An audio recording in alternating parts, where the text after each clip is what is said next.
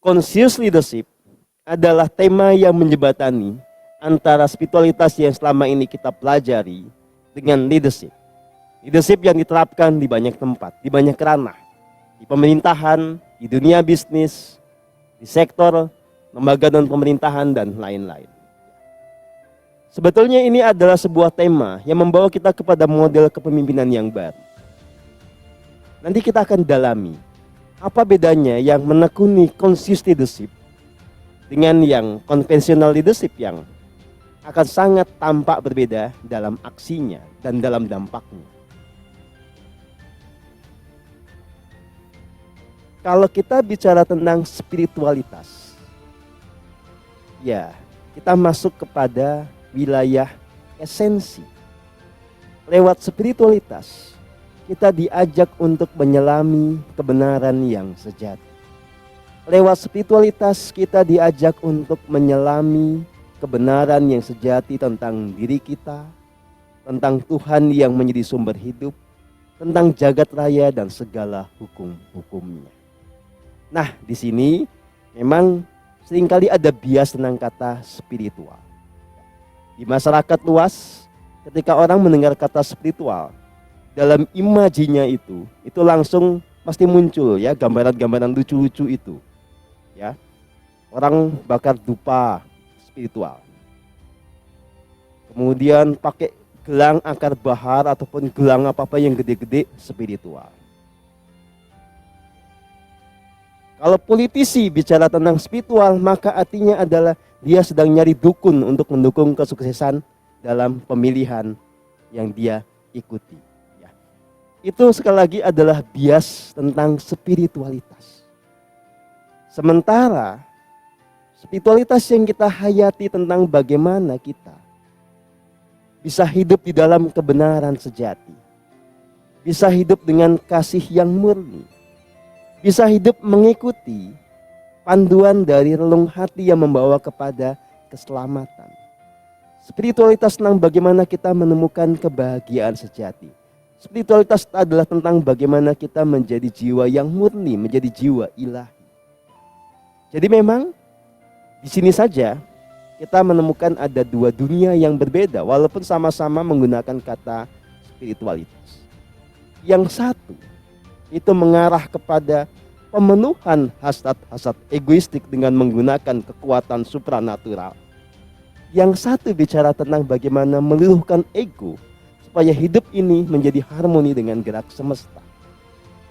Nah, tentu saja kita ada dalam kategori yang barusan saya omongkan tentang bagaimana kita meluluhkan ego supaya kita hidup dalam harmoni dengan alam semesta. Nah, saudara dan saudari yang saya kasihi, kepemimpinan yang didasarkan pada spiritualitas ini, inilah yang kemudian disebut sebagai conscious leadership. Ini tentang ilmu kepemimpinan yang porosnya adalah bagaimana kita tuntas dulu dengan diri sendiri, sehingga sebagai pemimpin itu kita punya kepedulian yang otentik untuk mengubah dunia ini ke arah lebih baik. Bagaimana kemudian kita memimpin dengan kasih yang murni, bukan dengan keangkara murkaan. Kita memberikan terbaik, memberikan dukungan terbaik, memberikan pengarahan terbaik kepada yang kita pimpin. Bukan agar mereka menjadi budak kita. Bukan agar kita mendapatkan manfaat-manfaat yang memenuhi hasrat egoistik kita. Tetapi agar semua menemukan kebahagiaan. Agar semua berkembang ke arah kesejahteraan yang dinikmati bersama. Jadi, saudara dan saudari yang saya kasihi, conscious leadership itu sebetulnya adalah tools, ya, sebuah perangkat pengetahuan yang membuat kita pada akhirnya bisa mencapai apa yang menjadi divine plan atau rencana ilahi bagi diri kita, bagi organisasi kita. Nah, nanti pada terapannya kita memang akan melihat perbedaan yang sangat signifikan, ya. Contohnya begini. Kalau Anda tanpa kesadaran murni menjalankan bisnis, Apa hal yang paling penting? Pasti yang paling penting adalah profit. Yang paling penting adalah pertumbuhan aset. Tidak peduli bagaimana prosesnya, asal Anda profitnya bagus, asal aset bertumbuh, Anda dinyatakan berhasil. Ya. Dan biasanya nanti orang itu punya ilusi profit besar, pertumbuhan maksimal dalam aset, itu yang membawa kebahagiaan. Sehingga orang mengejar profit itu demi kebahagiaannya. Dan yang menjadi api untuk bisa mengejar tujuan itu adalah yang namanya ambisi. Ya apa tidak? Ambisi pada akhirnya akan membuat kita kehilangan kepekaan terhadap apa yang disebut sebagai kebenaran. Apa yang disebut sebagai tuntunan Tuhan dari relung hati ini pasti akan dimatikan oleh yang namanya ambisi. Ambisi membuat kita bisa melakukan segala cara yang penting tujuan itu tercapai. Maka tidak heran nanti akan kita temukan orang-orang yang punya ambisi besar itu rela menghisap karyawannya, rela menjegal orang-orang yang dianggap menghalanginya, rela menghancurkan hutan, rela menghancurkan tanah, rela menghancurkan apapun yang penting profit dicapai. Sementara orang yang kemudian bekerja dengan conscious leadership itu mengerti betul bahwa kemajuan memang harus dicapai. Tetapi disadari betul bahwa kemajuan itu dampak dari bagaimana kita menjalani proses yang benar. Conscious leadership bicara tentang penggunaan akal budi dan penggunaan apa yang disebut sebagai suara Tuhan yang muncul dari relung hati sebagai pemandu dalam mengambil keputusan. Conscious leadership bicara tentang bagaimana memberikan yang terbaik, melakukan yang terbaik tanpa ambisi. Kalau yang tadi itu bicara tentang ego sebagai poros dari kebenaran, maka conscious leadership itu bicara tentang kebenaran itu sendiri sebagai porosnya, kebenaran yang sejati.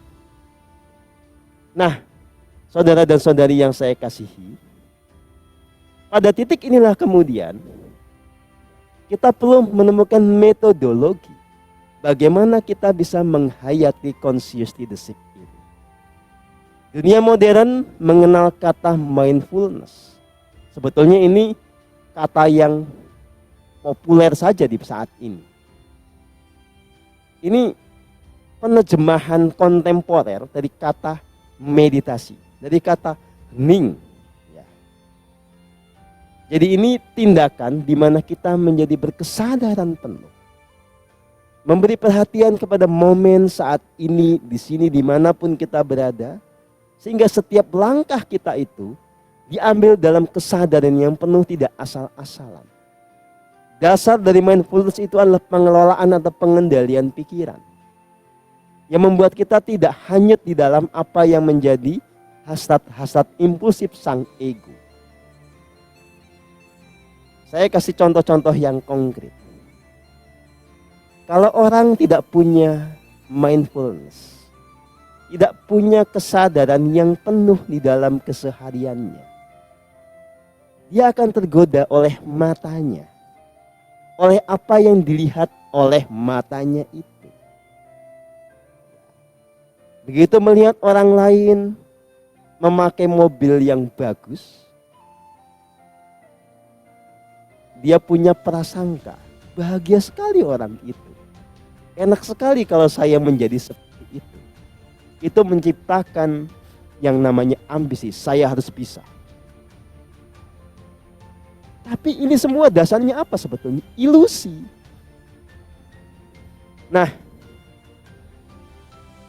pada akhirnya nanti sebagian orang bisa mencapai ambisinya, ternyata juga nggak bahagia karena begitu didapatkan apa yang dimauinya, senang sesaat, habis itu hambar, habis itu dia akan ngejar lagi yang lebih tinggi lagi. Sebagian lagi orang tidak akan pernah bisa mencapai apa yang diinginkannya, ya otomatis menderita, mengeluhkan apa yang tidak didapatkannya. Lalu bagaimana Pak Setio bisa maju tanpa ambisi? Begini saudara dan saudari yang saya kasihi. Ajaran spiritual yang murni itu tidak bicara tentang kemunduran, tetap bicara tentang kemajuan. Bahwa setiap orang itu ada dalam gerak evolusi menuju kesempurnaan. Setiap orang itu ada visi di depan. Itu disebut sebagai divine plan atau rencana ilahi. Dan rencana ilahi itu pasti akan dicapai, gak usah pakai ambisi. Lalu menggunakan apa? Satu, kalau Anda masih ada di level hidup dengan akal budi, prinsip dasarnya sederhana. Nikmati apa yang sedang Anda terima alami saat ini. Lakukan yang terbaik sesuai dengan akal budi Anda. Anda akan dibawa maju menuju kepada rencana ilahi itu. Nah, mereka yang sudah ada di level berikutnya sudah mengenali apa tuntunan Tuhan yang muncul dari relung hatinya. Yang harus dilakukan adalah setia kepada itu. Setiap langkahnya mengikuti tuntunan itu. Dalam langkah bisnisnya, dalam langkah apapun juga mengikuti tuntunan itu. Itu ya otomatis dia akan dibawa kepada pencapaian divine plan itu. Jadi di sini jelas kemajuan tidak mesti dibakar apinya oleh yang namanya ambisi. Kerja keras itu tidak mesti pakai ambisi. Saya sama sekali tidak ambisius, tetapi saya pekerja keras. Kenapa saya bisa bekerja keras tanpa ambisi? Karena saya tahu betul bahwa kerja keras itu adalah cara saya menjadi lebih bermakna dalam hidup ini. Saya menemukan kepuasan tersendiri dalam kerja keras itu. Dan saya tahu persis bahwa kerja keras itu adalah cara saya berterima kasih kepada hidup ini. Bukan untuk mengejar sesuatu. Menikmati proses. Itulah terapan dari conscious leadership. Nah, maka yang terakhir ini menjadi sesuatu yang penting. Kebanyakan orang itu mengambil keputusan itu berdasarkan hal-hal yang kita sebut sebagai dorongan impulsif. Pokoknya, wah ini menarik nih. Begitu dengan sesuatu, lihat sesuatu, pengen. Itu namanya dorongan impulsif. Nah, kebanyakan orang begitu. Ada lagi yang kemudian mengambil keputusan berdasarkan konsep yang tertanam kuat di dalam kepalanya. Kita menyebutnya ini pengambilan keputusan berbasis dogma, berbasis kepercayaan. Orang bijaksana itu kemudian mengambil keputusan tidak berdasarkan dorongan impulsif, yang egoistik ini, tidak berdasarkan dogma yang mencengkram kepalanya, tapi dia menggunakan nalarnya, menggunakan akal budinya. Dia selalu menimbang-nimbang. Dia pakai kebijaksanaan. Dia menganalisis risiko kalau melakukan ini apa, kalau melakukan yang lain apa. Dia ambil yang betul-betul sepadan antara gain dan risknya, sepadan antara risiko dengan pencapaian yang bisa didapat. Dan tentu saja di sini nanti ada pertimbangan etik. Ini merugikan orang apa tidak? Ini akan merusak alam apa tidak? Itu orang pakai nalar budi. Nah, conscious leadership sebetulnya mengajarkan level berikutnya. Kita menyebutnya bahkan melampaui akal budi atau melampaui nalar. Spiritualitas yang murni memahami Tuhan dalam berbagai level. 1. Memahami Tuhan sebagai sang sumber kehidupan yang meliputi segala yang ada, sebagai keberadaan yang tanpa batas. Itu level 1. Level kedua, ini derivatifnya. Kita memahami Tuhan sebagai kecerdasan yang tertinggi yang bekerja di jagat raya ini, yang membuat biji-biji bisa tumbuh, yang membuat matahari bisa berada di orbitnya.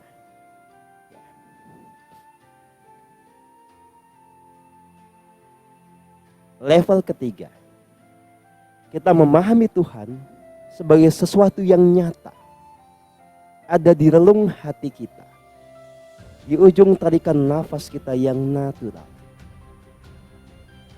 yang memberikan tuntunan agung dalam segelap langkah kita, yang menjadi sumber dari pengetahuan yang tanpa batas,